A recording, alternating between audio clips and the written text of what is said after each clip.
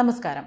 UAE-യിൽ നിന്ന് 303 ഇന്ത്യക്കാരുമായി നിക്വാരഗ്വയിലേക്ക് പോകുന്ന വിമാനം യാത്രാമധ്യേ തടഞ്ഞുവെച്ച് ഫ്രാൻസ്.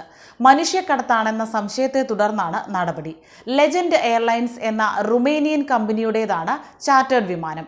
ഇന്ധനം നിറയ്ക്കാനായി ഇറങ്ങിയപ്പോഴാണ് വിമാനം ഫ്രാൻസ് അധികൃതർ തടഞ്ഞുവെച്ചത്. US-ലേക്കോ കാനഡയിലേക്കോ അനധികൃത കുടിയേറ്റം നടത്തുന്നതിനായി പോകുന്നവരായിരിക്കാം വിമാനത്തിലെ ഇന്ത്യക്കാർ എന്നാണ് വിലയിരുത്തപ്പെടുന്നത്.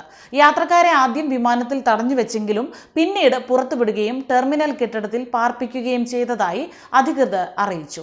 ദേശീയ ആന്റി ഓർഗനൈസ്ഡ് ക്രൈം യൂണിറ്റ് ജുനൽകോ അന്വേഷണം ഏറ്റെടുത്തതായി പാരീസിലെ പബ്ലിക് പ്രോസിക്യൂട്ടർമാരെ ഉദ്ധരിച്ചുകൊണ്ട് അന്താരാഷ്ട്ര മാധ്യമങ്ങൾ റിപ്പോർട്ട് ചെയ്തു. വിമാനത്താവളത്തിൽ കൂടുതൽ പോലീസിനെ വിന്യസിച്ചിട്ടുണ്ട്. മനുഷ്യക്കടത്തിന് ഫ്രാൻസിൽ 20 വർഷം വരെ ശിക്ഷ ലഭിക്കാം. സംഭവത്തെക്കുറിച്ച് അന്വേഷിച്ചു വരികയാണെന്നും എംബസി ഉദ്യോഗസ്ഥർ സ്ഥലത്തെത്തി യാത്രക്കാരുടെ ക്ഷേമം ഉറപ്പുവരുത്തിയിട്ടുണ്ടെന്നും ഫ്രാൻസിലെ ഇന്ത്യൻ എംബസി എക്സിൽ കുറിച്ചു.